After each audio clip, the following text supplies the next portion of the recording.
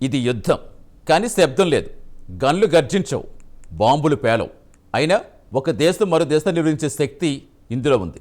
సరిహద్దుల్లో సైనికులు కనిపించరు, ఆకాశాల్లో యుద్ధ విమానాలు ఎగరవు, నేలపై ట్యాంకులు దూసుకెళ్ళవు. అయినా ఒక నగరం ఒక్క క్షణంలో నిలిచిపోవచ్చు, నీటి సరఫరా ఆగిపోవచ్చు, విద్యుత్ వ్యవస్థే కుప్పకూలిపోవచ్చు, ప్రజల దైనందిన జీవితం ఒక్కసారిగా గందరగోళంలో పడిపోవచ్చు. కారణం కనిపించని దాడి. తాజాగా అమెరికా భద్రతా సంస్థలు ఇచ్చిన హెచ్చరికలు ప్రపంచాన్ని అప్రమత్తం చేస్తున్నాయి. ఇరాన్కు అనుబంధంగా ఉన్న హ్యాకింగ్ గ్రూపులు అమెరికా కీలక మౌలిక సదుపాయాలు లక్ష్యంగా చేసుకుంటున్నాయని సమాచారం. ముఖ్యంగా నీటి వ్యవస్థలు, ఎనర్జీ ప్లాంట్స్, ప్రభుత్వ సేవలపై దాడులు పెరుగుతున్నాయి. అయితే ఇది సాధారణ హ్యాకింగ్ కాదు, యంత్రాల పనితీరే మార్చేసే స్థాయి దాడులు. అంటే ఒక బటన్ నొక్కితే శత్రుదేశం వ్యవస్థలు లోపల నుంచే దెబ్బతీయొచ్చు.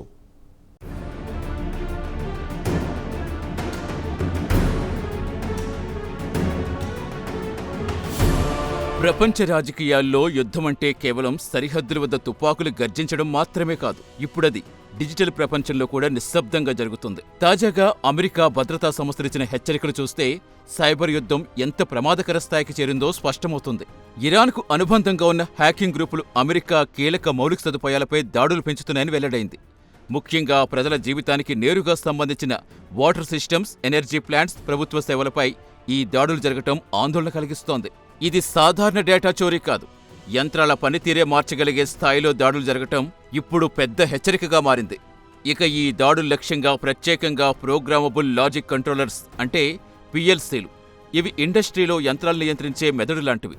ఒక పవర్ ప్లాంట్లో విద్యుత్ సరఫరా ఎలా జరగాలి, నీటి శుద్ధి కేంద్రంలో నీరు ఎలా శుభ్రం చెయ్యాలి, ఇలా అన్నింటినీ ఇవే నియంత్రిస్తాయి. ఇలాంటి వ్యవస్థలపై హ్యాకర్స్ దాడి చేస్తే కేవలం కంప్యూటర్ స్క్రీన్లు మాత్రమే కాదు, భౌతిక వ్యవస్థల పనితీరే మారిపోతుంది. America federal bureau of investigation తెలిపిన వివరాల ప్రకారం ఈ దాడులు ఇప్పటికే పిఎల్సీల పనితీరు తగ్గించటం, డేటా మార్చటం, కొన్ని చోట్ల కార్యకలాపాలు నిలిపేయటం వరకు వెళ్లాయి. ఫలితంగా ఆర్థిక నష్టాలు కూడా సంభవించాయి.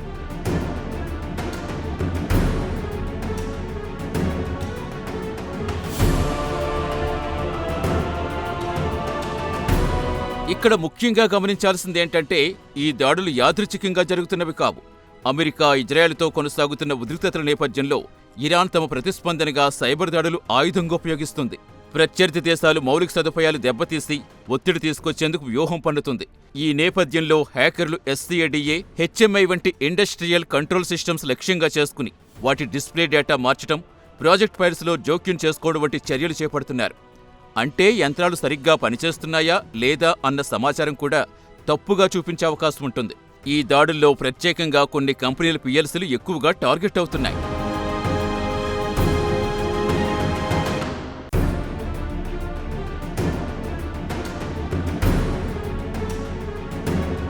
రాక్వెల్ ఆటోమేషన్, ఎలెన్ బ్రాడ్లీ వంటి సిస్టమ్స్ ఎక్కువగా ప్రభుత్వ సేవలు, నీటి సరఫరా వ్యవస్థలు, ఎనర్జీ రంగంలో ఉపయోగిస్తారు.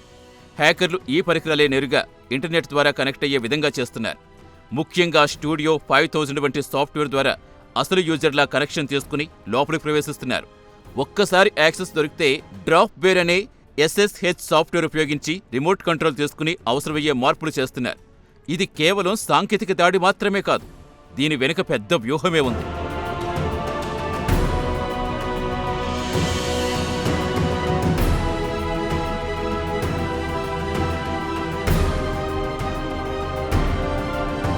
హ్యాకర్లు కేవలం వ్యవస్థలు డిస్టర్బ్ చేయడం కాకుండా కొన్ని సందర్భాల్లో వైపర్ మాల్వేర్ వాడి డేటాను పూర్తిగా డిలీట్ చేసే ప్రయత్నాలు కూడా చేసినట్టుగా సమాచారం.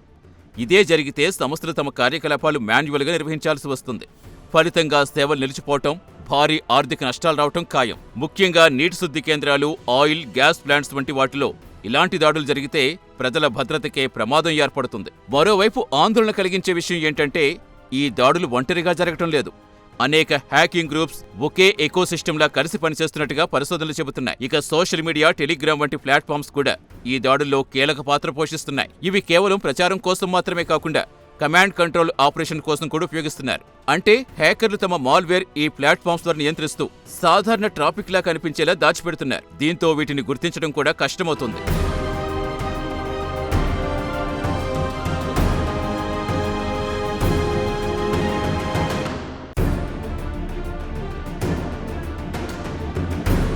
మొత్తానికిప్పుడు ప్రపంచం ఒక కొత్త రకం యుద్ధాన్ని చూస్తోంది.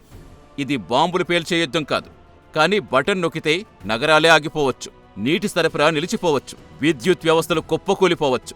ఇలాంటి పరిస్థితుల్లో సైబర్ భద్రత కేవలం ఐటీ విభాగానికి సంబంధించిన విషయం మాత్రమే కాదు, ఇది జాతీయ భద్రతలో కీలక భాగంగా మారింది. ఇరాన్కు అనుబంధంగా ఉన్న ఈ సైబర్ దాడులు ప్రపంచానికి ఒక క్లియర్ సిగ్నల్ ఇస్తున్నాయి. భవిష్యత్ యుద్ధాలు భూమిపై కాకుండా డిజిటల్ ప్రపంచంలో కూడా జరుగుతాయి.